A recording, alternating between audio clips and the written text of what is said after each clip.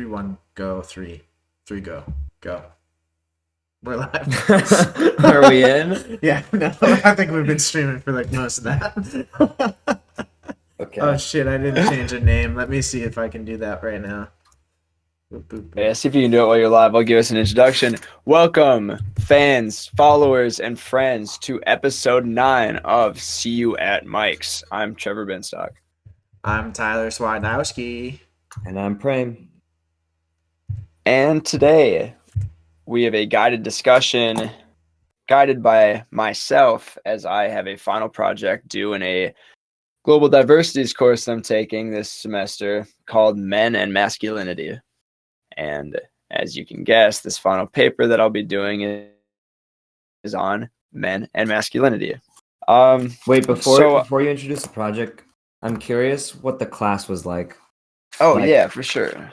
Like what the curriculum was like, what the vibes were like, how serious did people take it? Like, I'm curious about all of it. Yeah, I can talk about all of it. So this is one of those things where it's my last semester. I go to my counselor. I'm like, hey, am I missing any credits? Like, yeah, you're missing this one. You know, if you look on the back of your sheet, you need like these 4 kind of like schools of study, one of them being global diversities. He's like, one you can do is English 228s. I was like, okay. So I do that expecting it to be something about globalization or what have you. And on Campus Connection, it just says English 228 up for it. And then I get added to the Blackboard site and I'm looking at the syllabus and it's men and masculinity. I was like, okay, not at all what I expected. You know, it's like there must just be multiple classes that fall under this one like course number. So we go into it. It's on Zoom, but it's live lectures. And for every class, we would just have something to read. And then we would get together for an hour and 15 minutes and just everyone in the class and the professor, and we would just discuss what we read and like our reactions to it. We started out early, like medieval, came up to like the 40s, then like the 70s, and then we ended with a novel called Felix Ever After, which is obvious. Well, that one was set in like 2018. It's very new. So a lot of different things. And, you know, I'm on a college campus and it's going to be guided and the curriculum is going to be made by this professor. So I was a little worried that it was going to be biased or like have some sort of agenda based on the professor's views. But he was pretty open to kind of like hearing all sides and like teasing out any argument that you threw in there. And we had him for about 3 weeks and he got very sick and was in the hospital for what we had imagined was, he said, you know, you have a replacement professor for this week, and the week turned into just the rest of the semester. So really we've had I think he's coming around on it, but he was like, at this point, just keep teaching them, you know. So then we got a new professor who was also the same way, you know, didn't push any biases or anything, kind of heard all sides. And it's a Zoom class and it's a required study for aviation students. So you had like half of them that just no camera, no audio for the whole time. And then some of us that were actually in there, cameras on, talking, you know, like talking to each other, starting conversations. So I definitely just tried to build as many like arguments as I could, just keep the conversation dynamic. And the professor and the other kids that like to talk appreciated that when we worked with each other. So it was good. You know, I look forward to those classes. And the professor seems okay. Yeah, he's good. He grades tougher than the old one, which is fair. The one we had first was super easy. Just yeah, you meet the page requirement, full marks, whatever. But this one he actually like will grade with full or with constructive like feedback and everything. Yeah. So really that's for the best. But and the first professor's health is okay? I believe so. Yeah. Okay. Good. Good. Well, anyways, continue. So this final project, I've decided to, it was a very open-ended assignment that he gave us pretty much you could choose the format that you wanted to submit it in. Like you could submit a video, a podcast, a paper, sort of like whatever you wanted to do. And then you would just meet with the professor and he would work out something that seemed fair for like a length or an amount of effort that would go in. And you could work with alone or with a partner. So I have a friend of mine that's in that course. So we're working on this one together. And then the other part of it was just take what we've read this course and then also conduct some extra research on your own. And we've decided to take that in the form of interviews, just with people that we know that might have interesting takes on this topic. Taking those opinions, the thoughts that people have shared with us, relating it back to what we read in the course, picking some sort of thesis. It was a bit of a backwards order. Like we just decided to run the interviews and then find something that would be interesting to argue for or against afterwards. When it came time to write the paper. So this is the last interview that I think either of us has to do. And then we've got a 10-page paper in front of us. It's a group project then. Yep. Me and my, my classmate, Tom. Shout out, Tom. Shout out to Tom out there doing his interviews too. So I was like, what a perfect place. Two people whose opinions and insights I value highly to be my third and fourth interview guest for this project. Dope. My research so far, real research interviews, I started out with Mr. Keith Becker, who is he's the area director for Young Life, like a Christian organization that's all over the country, and we just got a installment of it here in Grand Forks. So he's been really busy with that. I met him a while ago. We went on a kayak trip up in Pembina Gorge with another like youth group. I actually met him through my brother Jordan. And so him being like he works with a lot of young adults and families. And so I chose him just for, he's going to have a view that's very shaped by his religion, as well as, like what he seeks to teach to these young men, young women that he's working with about, just like any good coach, like what it means to be a good man rather than just a good athlete or a good Christian in his case. And my second interview guest was Richard Dafoe, the cross country and track distance coach at Red River High School, the owner of Cedic Run, which is a running store in downtown Grand Forks, and a father of 6. So I ran with him for 4 years in high school, and I always just thought that he had a very open and interesting relationship with masculinity. And like I said, with any good coach, he would share that more than just what it meant to be a good athlete. He would guide us through what it took to be just a well-rounded individual coming into adulthood and manhood. So those were 2 very interesting conversations, and I gained a lot. And I've been structuring these by opening with just 5 questions. But then I found that those questions, it wasn't the answers that I really got utility from these interviews for. It was just the conversations that they spurred. And so, like I said earlier to you guys, I haven't settled on a thesis, and the thesis probably will be very different than what the questions kind of point to. So with you two, I will still ask those 5 questions, just cold, find your answers, let the conversation go where it may. I'll talk a little bit about Dafoe and Keith's responses and why I found them interesting. And then we'll probably together, we'll talk about what might be a more interesting way to take this paper, a more interesting thesis or thing to defend. Deal. So All right. if you dig it, if you don't have any other questions, we'll just go with the prompts here. Let's do it. Yeah, I might have more questions once we get into the prompts, but I think I'm ready. Yeah. All right. See you at Mike's The English Project episode. The English Project. Yes. And are we live, Swati? I believe so. Because I will make sure I have this up too. If anyone is listening, you can be an honored interview guest as well as part of this. So please throw your thoughts into the chat. I'll have it open. Ready to react to any questions, thoughts, comments anyone might have. So, I better turn my volume down. All right, the main thing here, to start off, not really a question, just an invitation to think about something, is I want you to think about the aspects of masculinity, traits, characteristics that are in men by nature. Like not learned behavior, not a product of your environment, not nurture, just something that's it'll ebb and flow with different genetic makeups, but for the most part, this is just something that's in men out of the gates.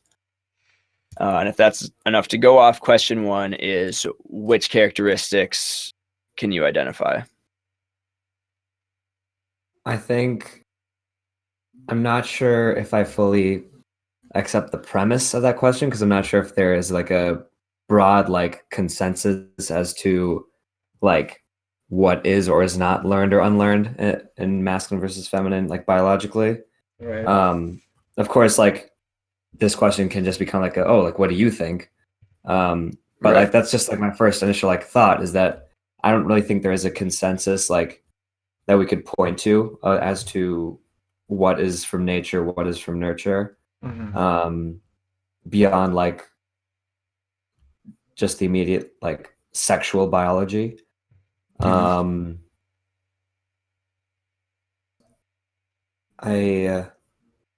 comes to mind right away for you, Swat? Yeah, my mind kind of jumped to the same thing where it's like,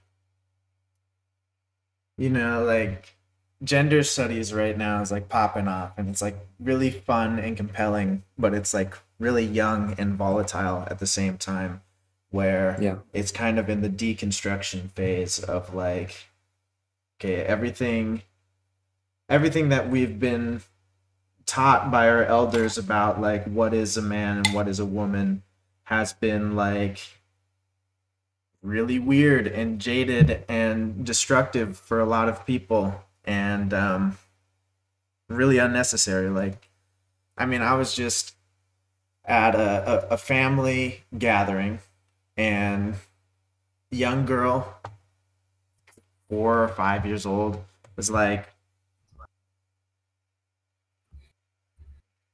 saw like someone's armpits were shaved, and she was like, girls don't have hair in their armpits. And I was like, yeah, they do. She's like, my mom doesn't. You do. Boys have hair. And I was like, my partner Hannah has hair in her armpits. Go ask her to look. And she went over and looked, and she's like freaked out about natural body hair, of like what physically came out of a human being untampered. And something of like the amount of reactions that I hear to that sort of thing from adults is just like, yep, like you're right. Like boys like guns and fighting, and it's like, yep, boys do that. Yep, girls like dresses and dancing and playing house. And it's like, yep, they do that. You got it, kid. Where it's just like very, very simplified and dumb things. And I think for the most part, people just don't care enough and don't feel like they have the time to actually be open to the possibility that it's more complicated than we really either can know or do know at the time.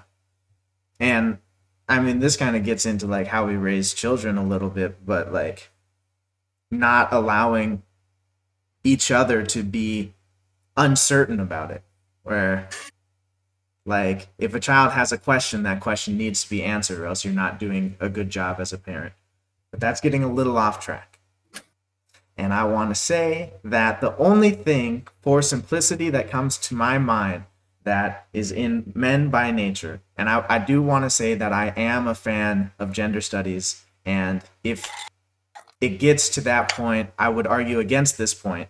But the only thing in man by nature is semen. Just about it. The ability to impregnate a ready and fertile egg. And beyond that, nothing really comes to my mind as innately masculine by nature.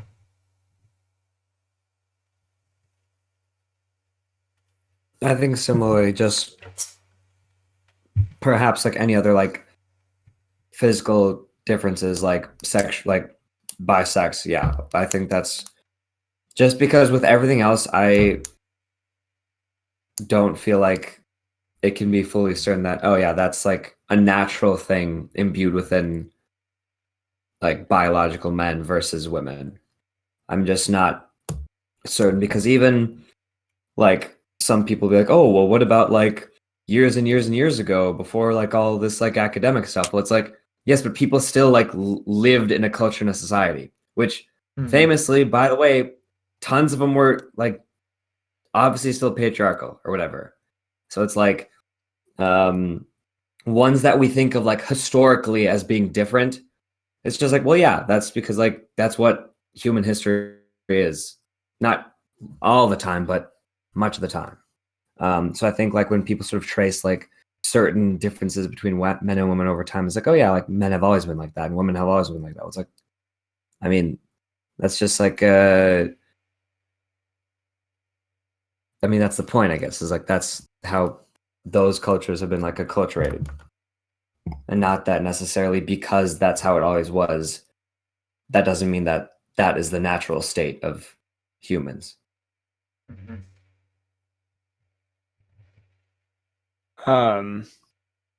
Here in the Twitch, oh man, with the pronunciation, is it like a last name before the first name kind of thing? Let me hop on this. All right. It's not as you say It's not as you say Rommel, is it? No, it's not Rommel. Rumble. Yeah, shout out. Just go for it, and if you say it wrong, nonsense, you know, it can turn. Yeah, it's okay to say things wrong. We'll fix it. I'm still loading, so just go for it. All right. Comment by Renike Shane. Renike Shane. Or Nike Shane. Renike. It's all one word though, so Renaka Shana. That could be it. All right. I am of the opinion that most gender trends towards being a construction of social and cultural upbringing. So an agreement with what you two have stated here as well. Right. Yeah, and so that's 3 opinions to 0 on that stance. All right. If that is how you'll settle on the answer of if there are any characteristics by nature of masculinity that you can identify, then that neutral answer really throws out questions 2 and 3 of this interview. Do you want to ask them anyway? You have to ask them. And then like we need to hear them. I will.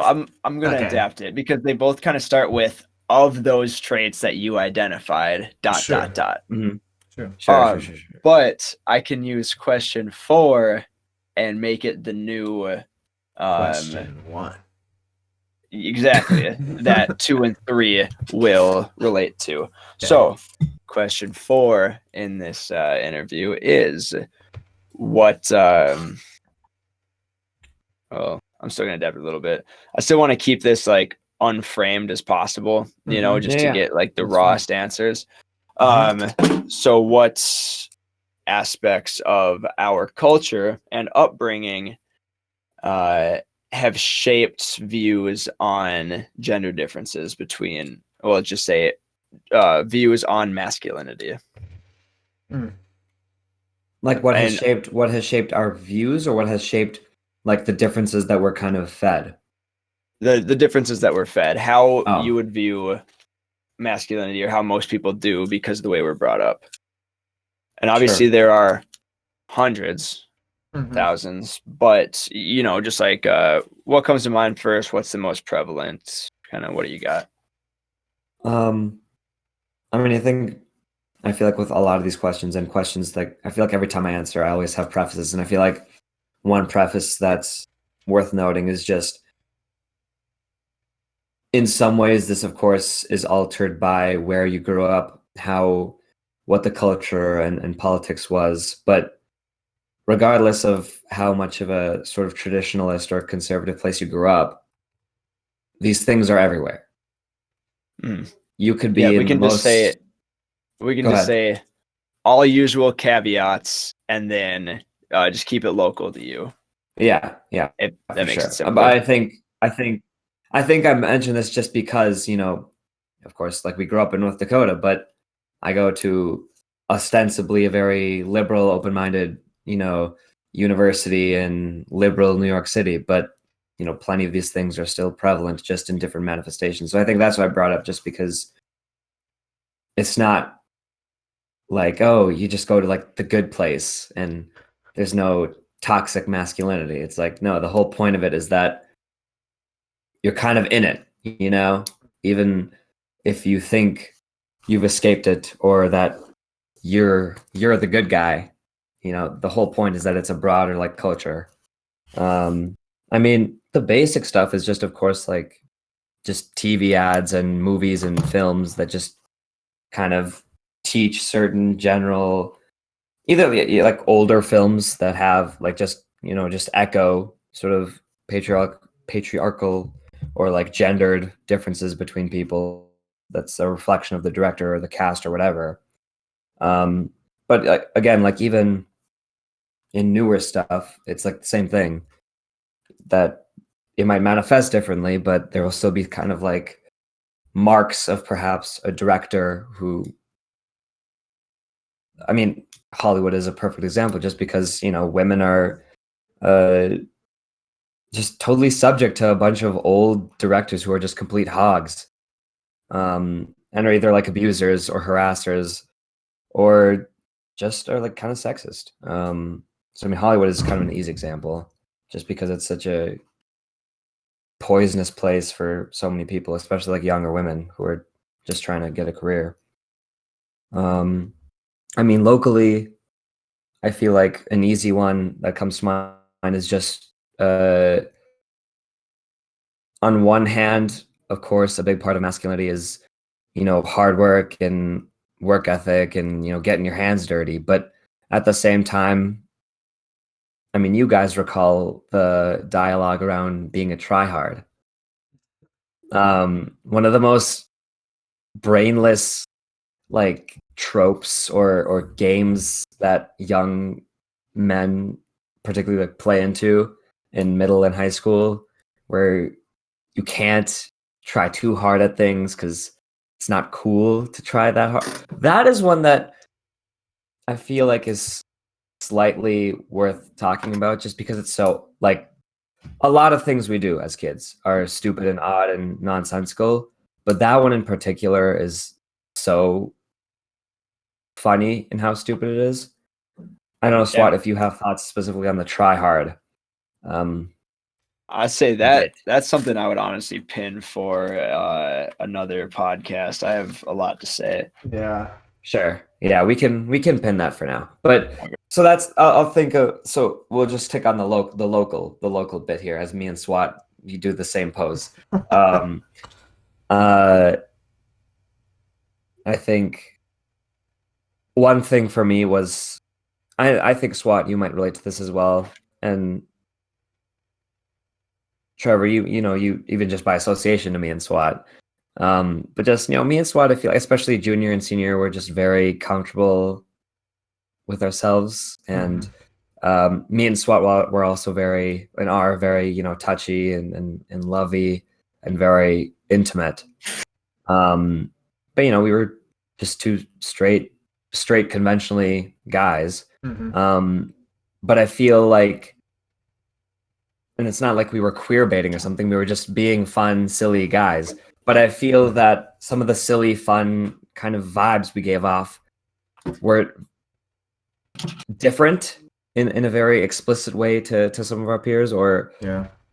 not even just friends, but just people around us, that they wouldn't behave that way just in general. Like it wouldn't be a normal thing to behave in that sort of comfortable, intimate way. Yeah. And I feel that it didn't dissuade people. I think people, still were our friends and stuff, but it either made them feel almost like nice. I think I imagine, SWAT, where you were talking about like 6 episodes ago or something, like our friend group specifically, how sort of welcoming and, we are here. You can behave however you are. We are here to catch you. Mhm. I think we had that effect on some people, but we also had an effect of where it's like, I don't know about these guys. They're these, kind of, these guys are fucking weird, dude. yeah. I don't know, it's just But kinda weird. in a very sort of like, not threatening to your Yeah. masculinity, but just kind of alien to it. Right. Like, this is not it what doesn't I associate with. fit It in doesn't my compute. puzzle. It doesn't fit. Yeah. It doesn't fit. So it would be a safe distancing, maybe. Mhm. So I think generally one local thing that I think of to put this all into words is just a general discomfort or friction between something that challenged the general mirage that surrounded us, or general just ocean that surrounded us of stereotypical general masculine traits. That if there was something challenging it or appearing incongruent, it would feel very uncomfortable, which isn't like a shock. That seems like a natural reaction. But I think that, just speaking from experience, was something that I felt, I would see or feel sometimes with people, especially later. I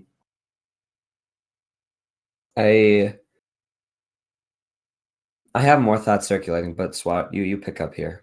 Okay. Trev, can you ask the question again real quick? Just to Yeah. re-ground me.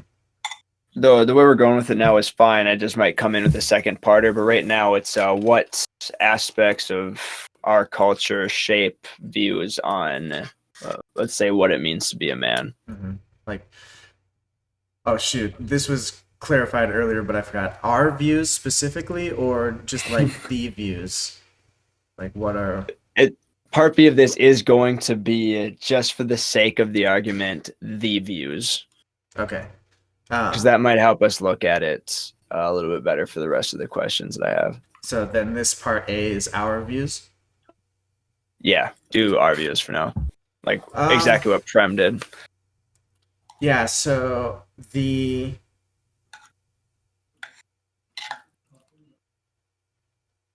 culture and upbringing. Yeah, looking at the men in my life, the people who all identify as men and have moved and been mentors in a way of being a man, there's a couple notable things I think in my life that really shaped how I look at masculinity. And it has been that my parents divorced when I was very young. So I was 4 years old, I believe, when they split. And my father, for the first, I don't know how long, was having a really hard time with it, and really was like in and out of my life. And so, well, like always in my life, but like presence wise, in and out. And really struggling, at least for the first 2 years, I think. It was almost 20 years ago now, so hard to remember. But from that point on, and I think once when I moved into like middle school, I started collecting fathers. And so male fatherly types I would really attach to at schools or at church. That sort of presence I'd get really pulled to, and that could have something to do with the divorce, or it could just be because I really do enjoy men. It's a funny phrase, but I do. Like, I am drawn to being with men. If I go to a party and there is an attractive young man, I will woo that young man and become as close of friends. Like in high school, I like all my friends are beautiful and amazing, and I mean part of that is I think that a lot of people are beautiful and amazing, but also part of that is I see a young attractive man like Trevor and I go up to Trevor, and because I know that there's no like sexual tension, there's no like real friction inside of me that's like tempting me in any way. I can be more open and free with Trev than I can if there was like a young woman that there might be some sort of sexual tension with, right? And so Also, given we just talked about Hollywood, to be clear, when Swat says young man, Swat is also a young man. yes, Swat, even I know Swat has a very burly beard, but he is not like this is not Epstein vibes. yeah. Swat is I'm also young. 22, talking to other 22-year-olds. Yes. Or Just if it was in high for- school, he was 16. He was talking to also others high 16 schooler. years old. Just we're having that sidebar Yeah. Good disclaimer. because that was a very weird choice of like when I'm at a party and I see a fellow young man. Yeah. Like sometimes the words that come to my mouth are just so Very- like there was one time at when I was working at the camp, I was sitting down for lunch and all the other staff members, I'm this like weird hippie college age kid and everyone else is like middle aged, has been working at the camp for like 20 years and you know, having fun. They're working at a Bible camp and middle aged, so they're like kind of conservative but also a little groovy. I sat down and someone like gave me a treat, like a bar, one of those bars with like coconut, peanut butter, chocolate, 7-layer bars.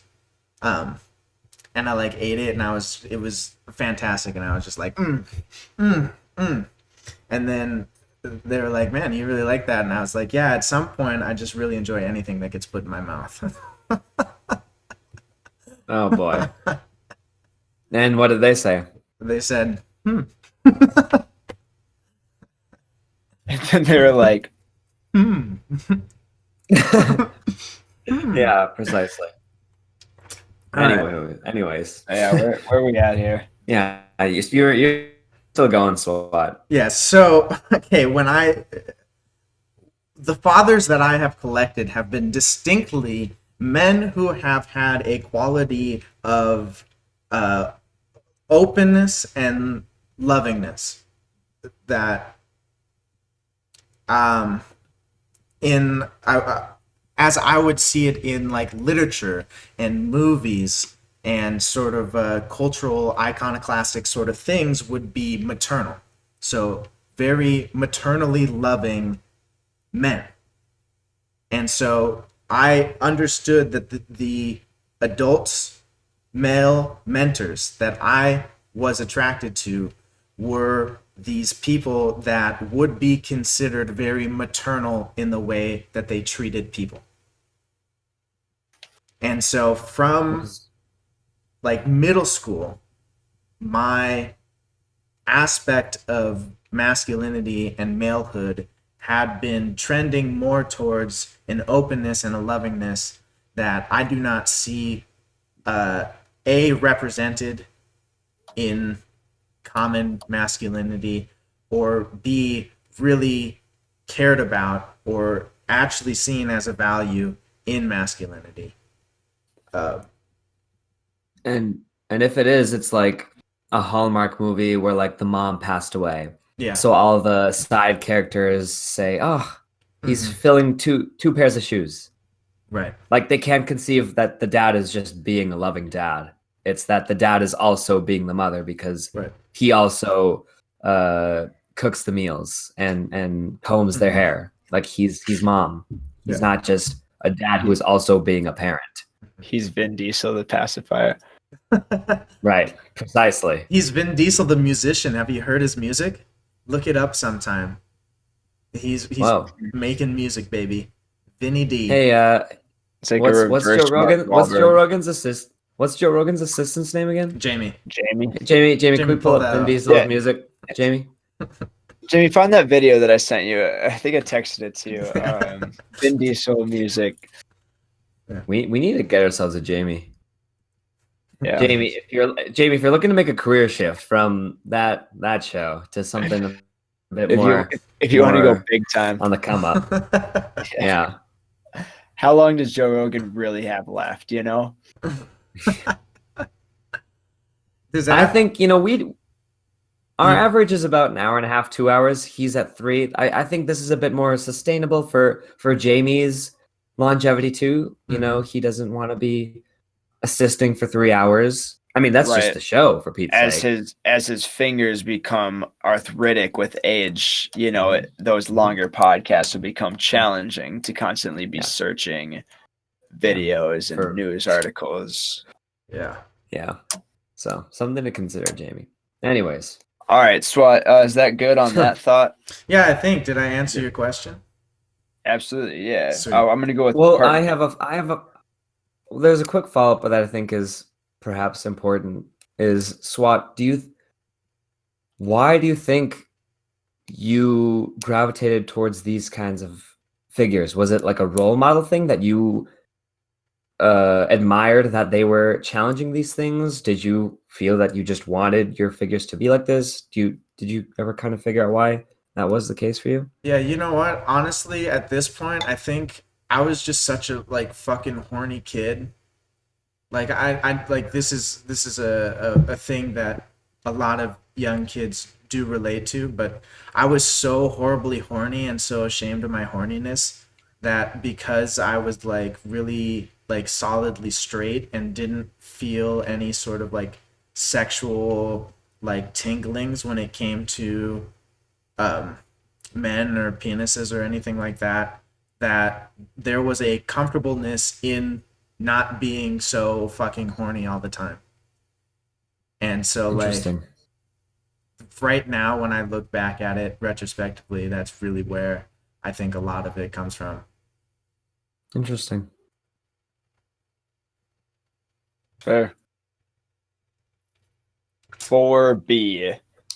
Now, what are the traits, the characteristics of masculinity that are taught, seen, expected? And like all usual caveats, it's going to be different depending on where you are, not just in the world, but in the country.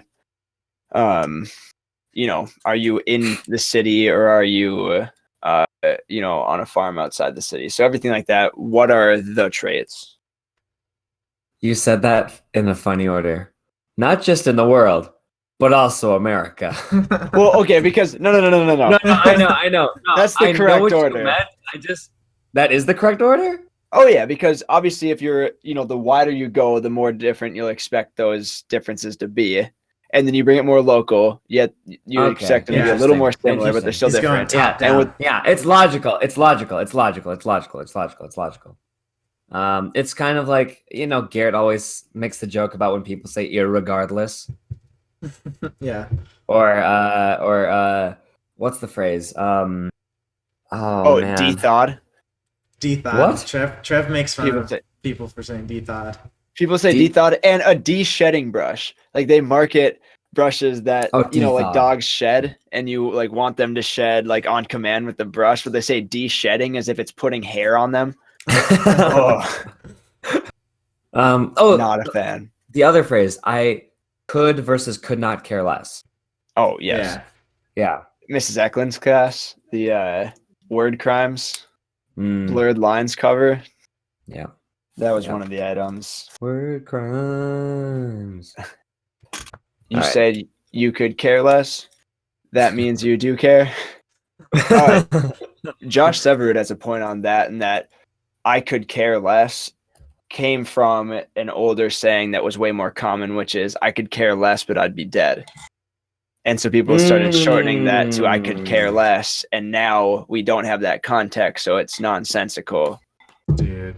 But Wow. that's what it was. So That is an extremely fun fact. it is fun. Yeah, I Thank you. didn't hear that till I lived with Joshua. No. All right, Shout what out are the to traits? Josh. All right, traits.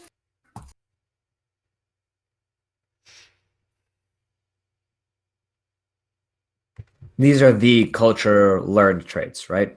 Yeah, the stereotypes, if you will. Sure. Yeah. I mean, ground ball, just tough guy. Takes care of business, does the hard work. As we said before, now my nails are not painted today. I had to take them off, but my hands look like this, so hers can look like this. Provides for the family, provides for the women.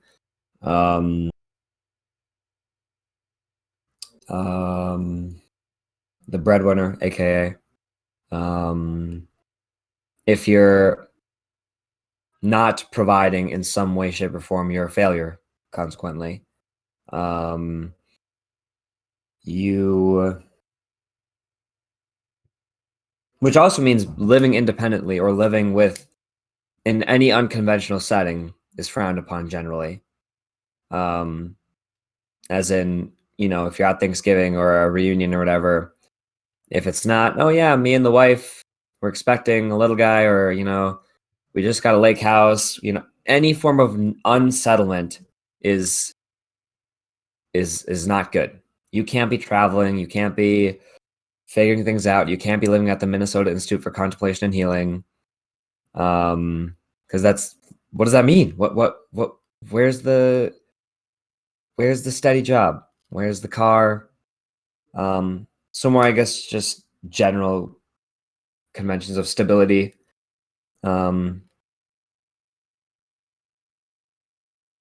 Let's see. Now I'm just thinking back to like middle school, like less, adult ones. I mean, very superficially, you got to be good at sports or something. If you're not, you're a weenie little girl. Shout out to everyone that was also picked last for kickball. Shout out. What else? SWAT, fill me in here. Come on. Okay. Let's get a little back and forth going. Yeah, I was thinking if I was writing a like movie script and I Yeah. just wanted to be really lazy and phone it in on like a dad in a movie. So like Yeah. let's say the main character of this movie is a kid and it's like a coming of age story and Mhm. the like masculine figure is the dad. Yeah.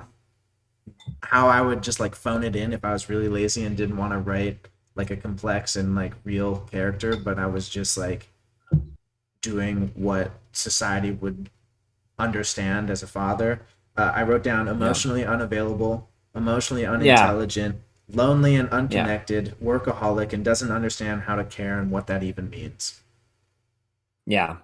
Totally. That's But perfect. the thing that really disturbed me about writing all that down is a lot of as many of dads that I've collected that are very warm and maternal and they're loving, there are as many of dads that have passed through my scrutiny and more. Sorry, not as many. There are 15,000 times more dads that I have not collected that are exactly that. That I are mean, think about like all the memes of dads. Like some of them are kind of charming, like, oh, haha, he loves to grill. He loves to, Better not touch even the the more, dog set. yeah. Or the more cute ones where, oh, he didn't want a dog and then we got one and now they're best friends. They're best friends because he doesn't have to talk to the dog. right. And even if he talks to the dog in like, oh, cute way, there's no expectation the dog will have to respond or carry the conversation, because half the memes about dads are them just like standing in the corner next to other dads also standing. Or they say, hey honey, and they ask like a question that no one has ever asked before. Just like they put together a series of words that have never been put together because, what are they going to ask? How was your day? How, Mhm. or beyond, how was your day really? Right. Or Or they could be like trained to do such things. Trained Yeah. to like when people come home you say, "Oh, how was your day?" Yeah, yeah. Or even just like the meme, which is I think just more just parents not using phones correctly all the time, where you could say anything and the text back from dad will say okay. Like you ask them a question, like, "Hey, can I?" Or like a not a yes or no question, like, "Oh, what are your thoughts on the news today?" Okay. And of course, the memes are jokes, memes are comedy, but they're based off of an experience of just Memes dads are kind of comedy. they exist. They That's comedy. exist there. Yeah, that's comedy. And dad, this to be clear, dad, this isn't about you. This is about stereotypical cultural conventions of dads, not you though. You're Yeah. very emotionally available, and yeah. So don't you worry about it. You're an available dad, and I'm lucky for that. But yeah, I think that's totally a good call there, Swat, of just phoning in a sort of generic. If I'm a movie writer, this is what dad will be. Yeah. And always, especially, there will always be like the relationship between the dad and the daughter where the dad just never gets anything. And then the whole arc is him finally understanding like a quarter of what the daughter is struggling with. Oh man. And that's the perfect line between a dad that went through growth and a dad that's a mom. Because if he understood any more about the daughter, he would be super dad. He'd be dad and mom, which would only happen if the mom was gone. You couldn't imagine the dad fully understanding the daughter's experience because that can't happen unless it's just him Right. when he's wearing both pants. So yeah. But of course, the emotional availability is because they're stoic by the things or the last time we talked about masculinity, this was what it was about. The TikTok that was like, like they never check on the guys, where we're having to do all this and Right. no one ever asks us. And like that's the emotional unavailability kind of like manifests in that way where it's like because they think they should be stoic and toiling. Right. They also feel that no one asks how they're doing. But it's also like if this this group of people is just a bunch of guys that are all feeling that they can only be stoic and putting their heads down, then obviously none of them are going to ask each other how they're doing because they're all doing the same thing, which is Right. being emotionally unavailable. Also for each other, not even for their families, just for fellow men. Right. So it's kind of, I don't want to say they played themselves, but they played themselves. Congratulations. You played yourself. Precisely. Do you have anything Good that you need to scrape off of that anymore, or does that sound pretty good, Trev? That's good enough. Sweet.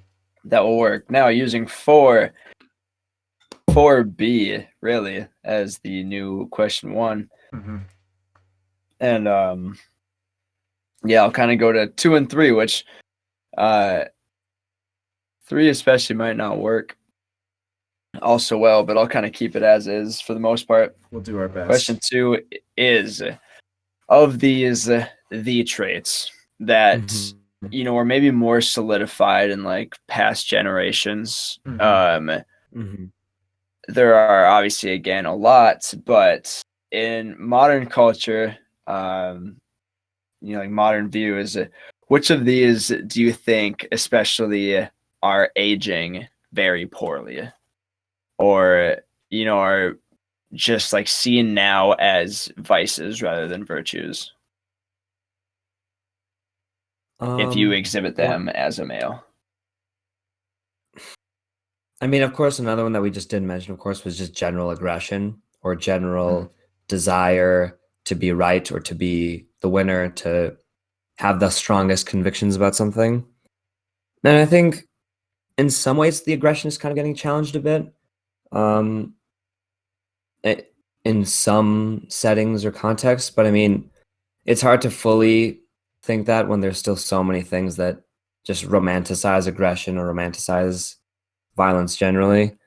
I think if one thing that maybe might be challenged in some meaningful way, especially in the past year, is perhaps the emotional unavailability. I think generally a lot of people have in some way question their just general relations with people. Mhm. And the beings. You cut out right after you said question their Oh, relationships. question their relationships with humans generally, but Mhm. also like let alone their relationships with their family members for Pete's sakes or their friends. Um, of course, for some people, this has been a massive reckoning because if they've lost people or lost friends or family, that's been very, traumatizing and monumental for them. Whereas for others, maybe a passing thought. But I think if there's one thing that in the ether is at least in some way spreading, it would perhaps be the emotional unavailability,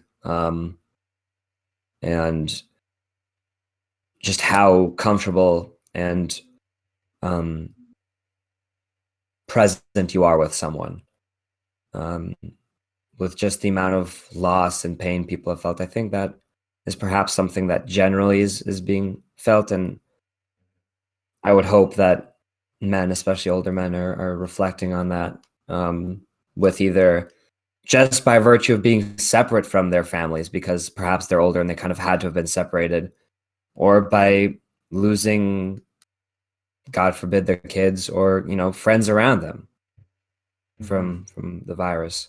So maybe that's one that comes to mind off the bat. I just feel like some of them are just because they manifest in so many different ways. Like even though it might not be the 1920s where we're watching movies where the dad comes home and tells his wife to get the griddle going or something, like it still manifests in just different ways that sort of align with our cultural norms, even though those norms still might be, if you looked at them even just slightly deeper, like, oh, that's kind of whack, kind of messed up, like gender norms, I should say. So that's why I have a hard time saying definitively X, Y, or Z is totally aging poorly. Um, but I think hopefully at least the emotional unavailability. Yeah, I'm having a hard time thinking. I'm like going back to high school and imagining my like interactions with like young men graduating high school, Hmm. and um and also just like my friends in general and people that I'm familiar with or acquainted with. I don't necessarily see any of these things necessarily scooching out or shifting away from being a part of the manlyhood. I still see um, immense amounts of like I'll just go with like young boys even that like I was at camp with like the experience that they had with me. I like had this experience with a young kid that was like, you know more about me than my dad does. That's what he said. We spent 3 days together. He's like, you talk to me more Jeez. than my dad. And I was like, Christ, kid, I'm so sorry. Like, I love you so much. Um, but people who grow up in an environment where,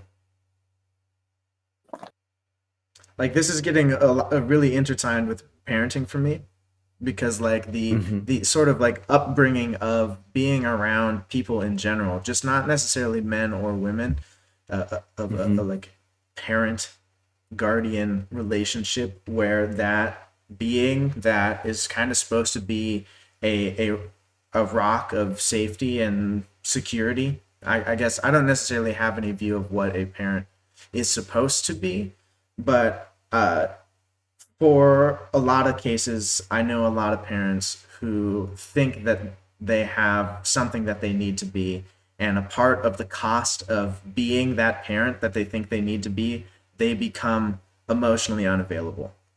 They become emotionally ignorant and very unintelligent in their ability to interact with family members, their children, and themselves, and become very unconnected and lonely. And so I don't necessarily see any of these things moving out or aging in any specific way, other than it's all kind of like undulating in a not even in a circle, but kind of moving forwards, backwards, up, down, left, and right all at the same time, shifting and moving. And maybe someone will have a breakthrough somewhere, but I think that's a good call because it reminds us that, of course, so much of how kids develop and how gender norms and cultural norms are created is through, of course, how families live and operate in a society. And of course, how families live and operate in a society is tied to their class status, the economic order that dictates how people raise families. And I think your point about parents' conception about how they need to become a parent and how that impacts their availability or lack thereof. Also, it's not just their conception, but their material reality of, like, how much are they working, for example? Are you working 2 jobs? Are you working 3 jobs? Are you working 50, 60 hours a week? How much availability can you have when you come home when you're just tired? When you're just and for those parents, the availability comes in the fact that you feed your kid and your kid gets to go to school or gets to play on the sports team and gets to do all those things that maybe them as parents didn't get to do, but availability for them is just giving their kids a chance, even if them as parents can't really be a part of that picture. So sometimes it is conceptions, but sometimes it's the fact that availability for parents means just giving kids a chance. And that's one big overarching thing. Another, I guess this reminds me a bit of, for one of our humanities classes here, we read an array of authors, but one of them was Shulamith Firestone. She's like this radical feminist, and one of her big focuses was on abolishing the nuclear family, with the idea that just the way child rearing happens in nuclear families, like, not only places mothers and women in a certain position inherently, but like it's a social hierarchy, as in the men, the father figures at one point, the women, the mothers are at another, and then the kids themselves are also within this hierarchy, in which they are, as you say, they're subject to just this specific hierarchy of parents, and it's a kind of alienated, like, internal community in a way, because when we think of communities and societies, we think of sort of hierarchies that come about, and what Firestone seems to put together is that these families themselves are like that as well. They're these smaller pockets of hierarchy, and not only does it sort of put children in this sort of smaller role as they're just kind of to be influenced or to be raised by these two parents, but it does that, but it also makes sure that they own the biggest sort of upbringing or influences they will get are from two people, which is almost its own alienating factor in a way, in that you could imagine a contrary vision where the community raises the children. The children is a part of a broader system, order, a communal sort of just childhood upbringing. And I remember when I first read this, it was just, that was the first time I really strongly was confronted with the idea of fully abolishing the nuclear family. 'Cause I just thought, what? And her and other radical feminists for some of these proposals, at first people thought it was like complete satire, because it just felt, and of course, like, I'm totally paraphrasing and perhaps, gumming up some of the theory behind it, but the more you think about it, it's like, I mean, it's factually true that is how nuclear families work, that it is one subset of two people raising a child in a sort of alienated micro community, and there is a hierarchy formed out of it just by virtue of the way the nuclear family is, such that perhaps even if you took it out of the Western ideals of masculinity or what have you, there would still be a sort of hierarchical structure. And maybe it isn't that crazy to think of what it means to, if not at least get rid of the nuclear family, broaden the horizons of what a family means. I mean, of course, there's some cultures where, at the very least, a family is more than just the parents and the kids. It's the grandparents, the cousins, all living under one roof. And there's other cultures where the lines are much more blurred, or where it really is it taking a village to raise the kids. So I think, of course, that was just a whole barrage of things, but I think I just wanted to bring up Firestone because Swat, your comments remind me of it. And the first point to think about the literal realities of people's class vision, that is important to think of, and how, in terms of how parents specifically understand what they're doing for their kids, and how they're influencing or being a role model for them, or at least laying a path for them. Yeah. And then I think to get back oriented directly at the question, I would say that I have nothing written down here that in the masculine ideology should be valued. I don't think that anything about my conception or the conception of what a man is truly of any inherent value or should be strived towards. That if you think that you need to be a certain way to do a certain thing, then you're lost, and you need to imagine a different way. Imagine a way that you don't need to be a very special, specific thing.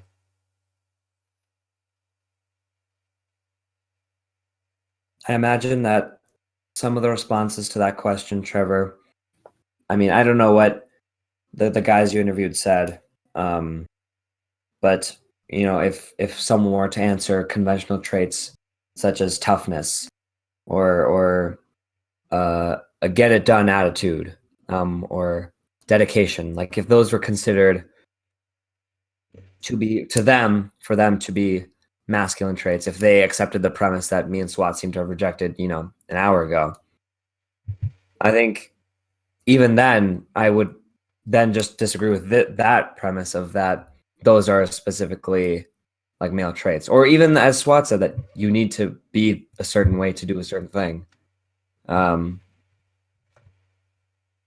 Yeah, I agree with that. All right. Well, that is then Swat's answer to the question, which I said isn't really going to work, but I'm still going to phrase it. The next question is, which we've adapted for question 4. So, of these aspects of masculinity that have been taught sort of into our minds, into our culture, are there any that can be instrumentalized for goodness and being effective in a man's responsibilities and relationships? Right. I'm not a fan of ideologies in general. Just in any sort of way. I'm a real big fan of like looking at material and like playing with thoughts about it, but like specific ideologies of like, like there's some things where if you don't look at it and you just see it at its shallowest level, where it's like a man needs to sacrifice for his family, you'd be like, okay, cool, that could be good. But how it manifests materially in our world is that like the man is emotionally unavailable and is depressed and lonely and thinks he's sacrificing for his family, but all he's doing is being a horrible father.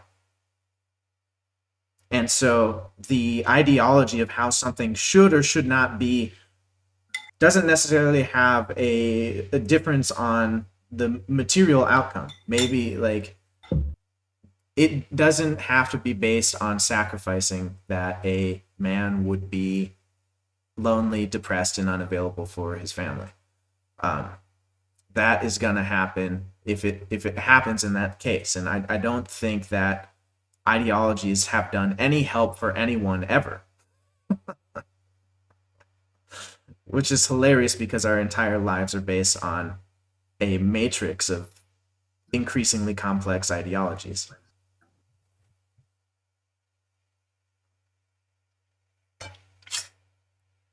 Prem, I know you agreed with Swat's general idea before the question was on there, but just to state it again, did you have any thoughts on if there are any of those traits that can be instrumentalized for goodness or effectiveness?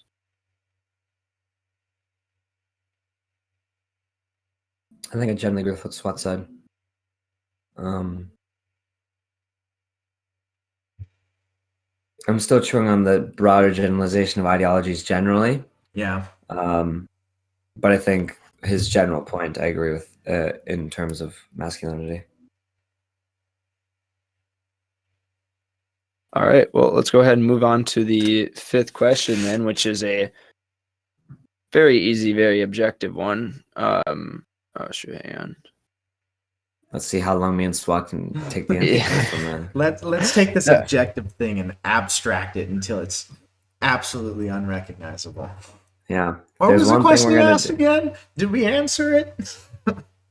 There's one thing we're going to do. It's abstracted. Yeah.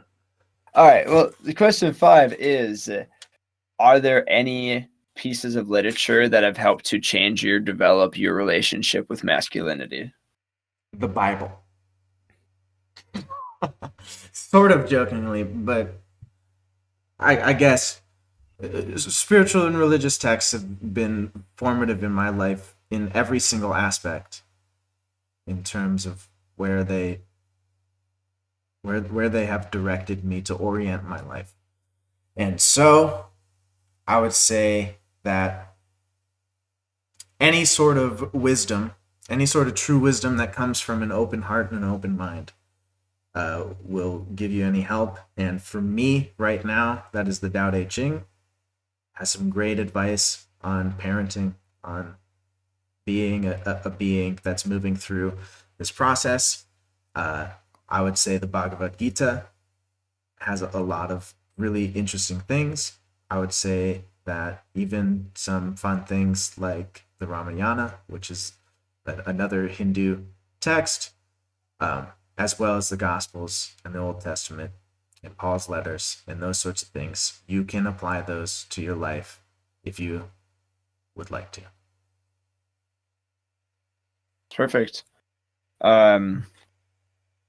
Yeah, sweet. And again, the point of this question is just because me and Tom will be relating all of our opinions back to a whole semester's worth of reading from all kinds of time frames. So it'll just be interesting to see how the interview guests have been shaped by literature that they can point out. So thanks, Swat. Prem, I expect you to have interesting ones just studying at a university like Columbia. Yeah, I think I imagine you read a lot of pretty interesting authors. Yeah. Well, first to echo Swat's just general statement of just with a lot of these, especially like spiritual texts, that there's a lot, if you come with it with a sort of open mind and a sort of intent for like looking for love and looking for ways to carry out yourself in a loving manner, I think a lot of those texts have a lot to offer. I think, like I mentioned, Schulen with Firestone, I think was helpful for me just to sort of like put myself off of balance and sort of recognize that there was a much broader discourse and dialogue around gender and family structures in the first place. I think that was just a helpful thing to kind of put me off of my pedestal. I actually think Toni Morrison in her books does a pretty good job of exploring masculinity. Of course, a lot of it is related to like black masculinity, but I think some of it has some common through lines just with immigrant masculinity as well, and the sort of ways masculinity rhymes but has different flavors, depending on your background or identity. So I appreciated that. I think honestly, a lot of I think narrative or books in general related to class struggle actually do offer a good sense of the sort of thing we were talking about earlier about how, you know, your material reality impacts the way you carry yourself out with others. So right now I'm still trying to get through Grapes of Wrath just because I've been slow at it with just work and stuff. But a lot of people read Grapes of Wrath, I think, in high school. I don't believe I did. Uh, I don't know if we did or not, because I don't think I did, at least. Um, but I really love the book in general. I think it speaks to a lot of issues we're facing in today's world about just class struggle, income inequality, worker equality, and just the tilted, demented way our economy works. But it also, I think, as you follow the characters and see the way they operate and the way they just carry themselves out, there's a lot that sometimes very explicitly, like it's just like a book of its time. But some of it is where you can kind of see the main characters, you know, rubbing up against, you know, masculine traits. So I think just any book that kind of narrates like that, you can, even if they aren't meant to necessarily be like gender commentaries, like you can kind of identify different traits and ways in which gender is, of course, all around us. But I think reading books that where like you don't think it's like necessarily the point of the book, but you still see it. That's kind of the point that I've been trying to like get earlier, is that it's always there. You know, these structures, these norms, these ways of existing in our current economic and nuclear family order, like those are things that are features, not necessarily just bugs or one-offs that we can escape from. So I think even just carrying that attitude in the movies and books you read and watch will, in the same way that if you have a sort of loving and open mindset for, you know, spiritual texts and picking up lessons from them, even if you think conventionally they're traditionalist or patriarchal in some way, if you in the same way you do that, if you take this attitude of just understanding that this stuff is all around us, you'll be able to pick up on seeing, like, if you're someone that doesn't think culture shapes our minds that much or influences us that much in terms of gender norms or what a man's or woman's place is, just start carrying the attitude we're describing here and then go watch a movie, go read a book, like see how the man operates, see how the man reacts to certain things, or like when something bad happens, how do they respond? When something bad happens to someone around them, how do they respond? When they win or when something good happens, how do they respond? And also just watch The Simpsons, honestly. Yeah, actually. But also just see how prevalent female characters are in half the stories you're reading or watching. Like, what is their place in the story? And if they are the main character, is it just because like a conventional story of like normie, like women growth, like a sort of like generic coming of age story for a woman, or is there more complexities? Because, you know, I mean, this is a bit more different now, but, you know, earlier on, I mean, half the time, if it was like a woman as a protagonist, like it would still be like a sort of boxed up sort of formula that you could copy and paste for every other movie or story that related to a female protagonist. So if you just start to have that attitude about questioning things generally, then you'll start to see that every material or every literature around you can either influence you, or you'll just start to see these patterns everywhere. So that's what I would say, that, you know, those are some books that I thought of, but I think generally holding that mindset will definitely just perk your ears up a bit. Even if you're someone that's just a hardline skeptic of this stuff, if you just open your ears a bit, open those floodgates a bit that tell you that either A, there are no like gender norms and that's all made up, or you think the gender norms are good, just step back a little bit. Just release yourself from the things that are telling you that that's the case, because if you do believe those things, that's probably because the norms are working on you. So Did we do it? Did we not abstract it too much?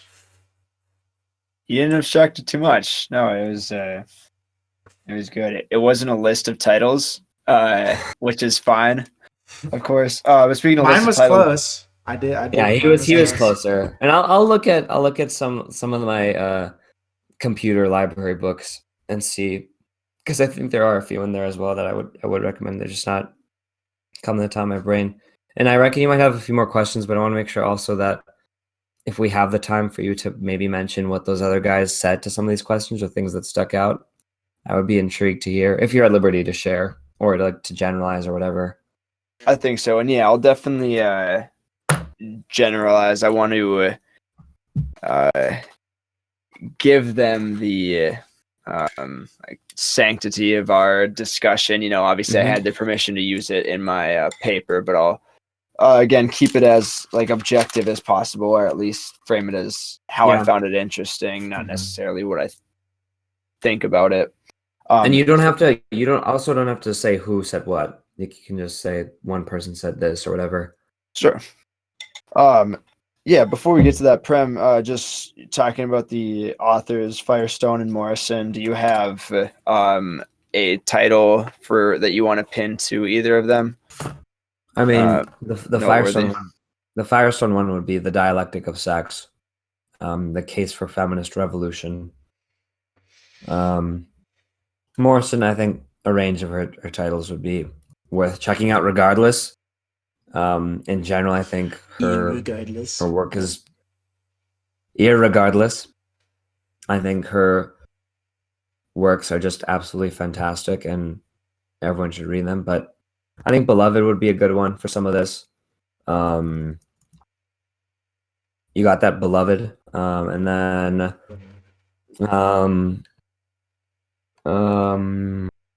let's see.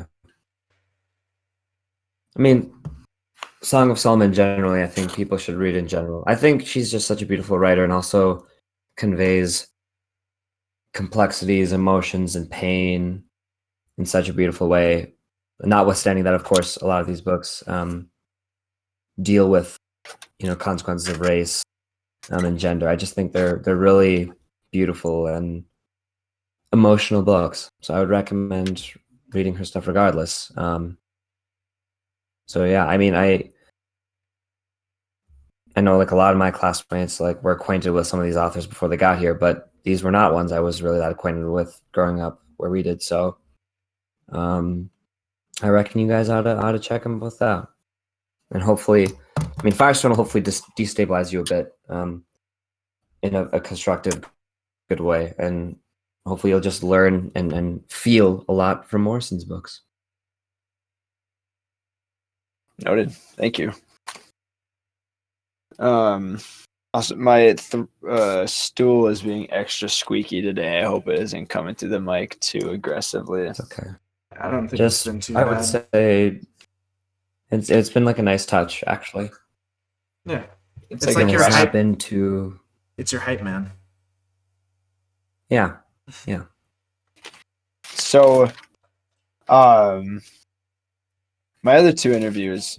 Now, to be fair, and not to slam this paper too much, but if it was more than a final paper for a 200 level English course, this would be great to get farther outside of culture of people that grew up in North Dakota and span more generations.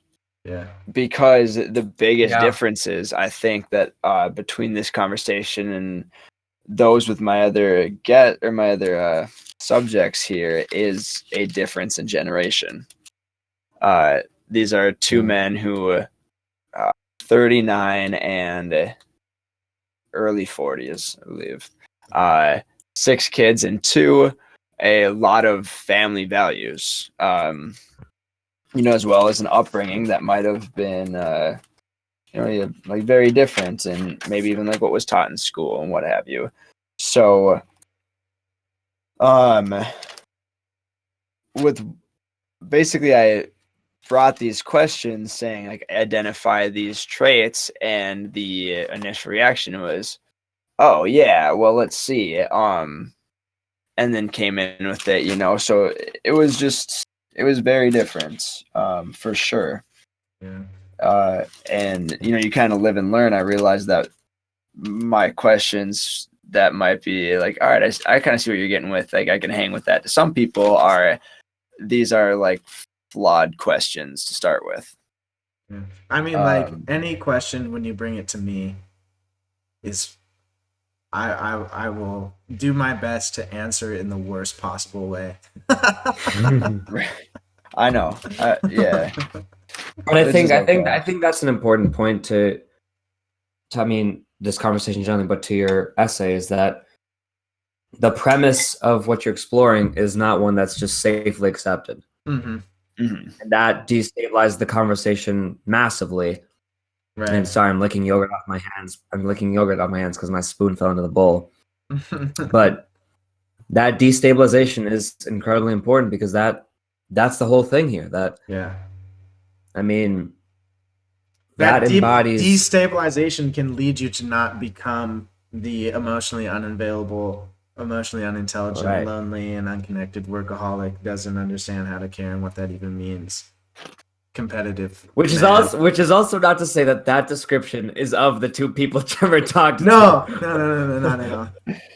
That's also not. But it's not like real, you know. Yeah, it's a phoned in movie character, but phoned in movie character.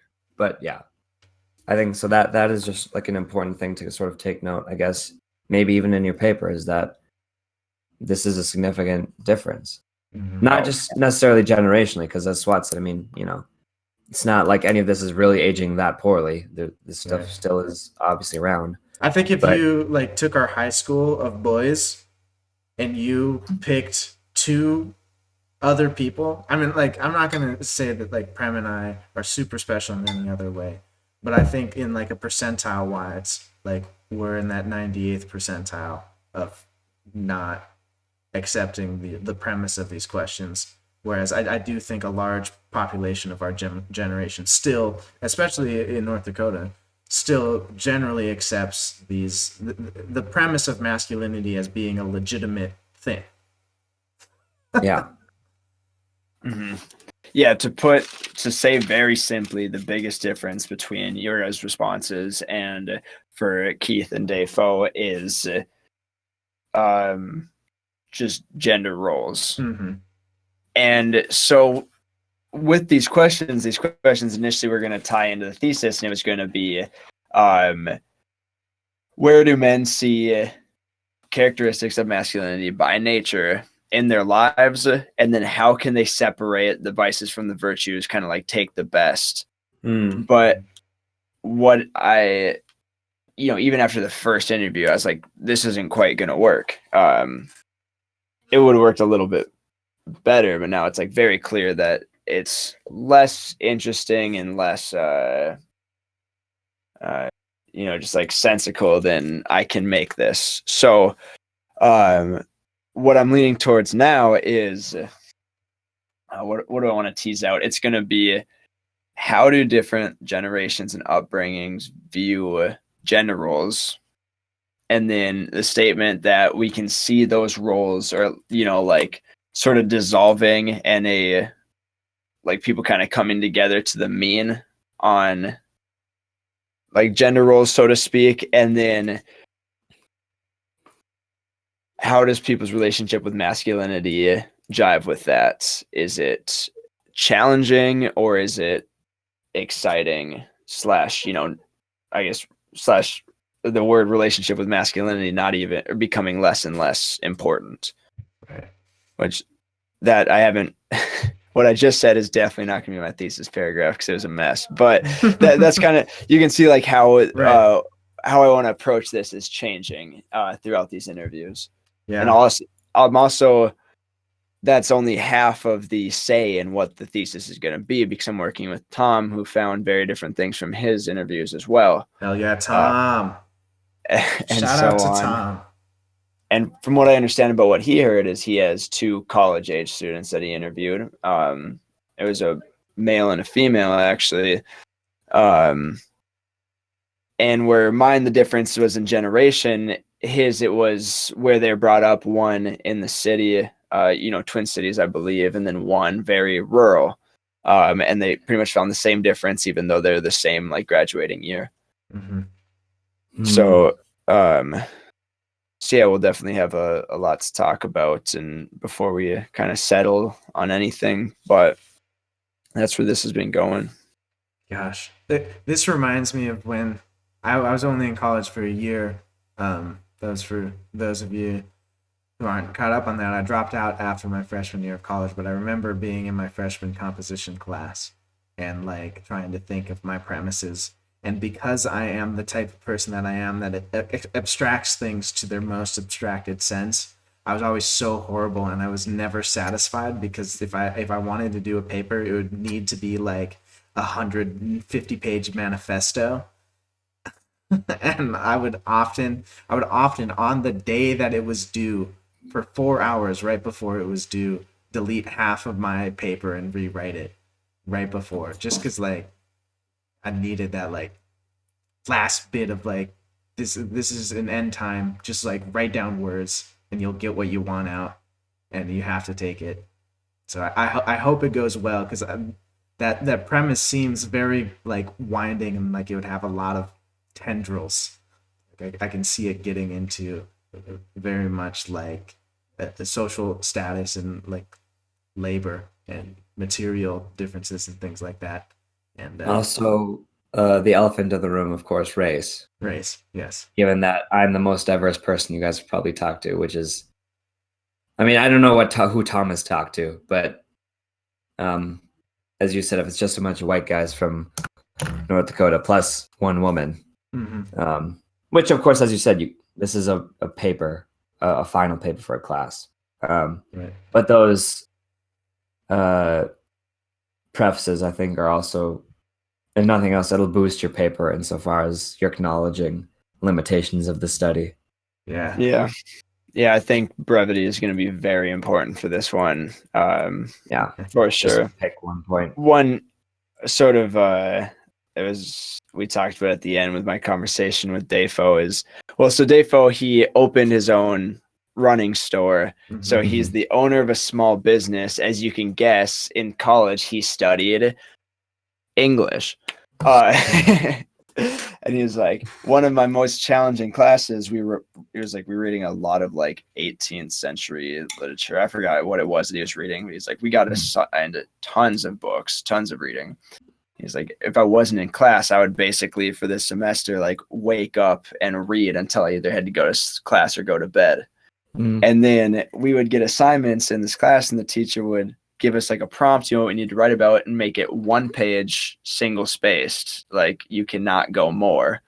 And he was like, that was the most challenging like papers I would write, is having to fit all these thoughts, just get to your point, say what you're mean, and wrap it up.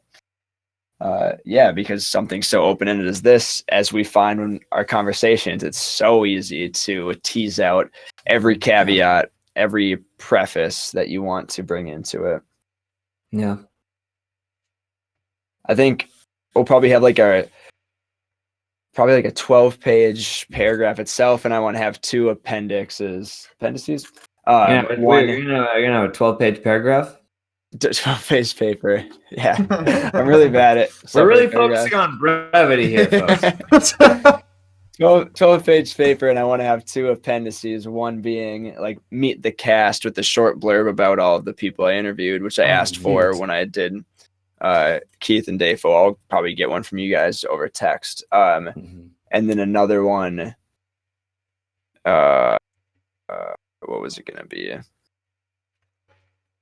I don't remember, but like that's something I don't want to add to it and just have it like muddying up and lengthening the paper. Be like, all right, here's the paper. Here's a little like extra about, how the research changed as it was happening. Okay. So I think that'd be kind of something interesting, maybe that the professor would dig.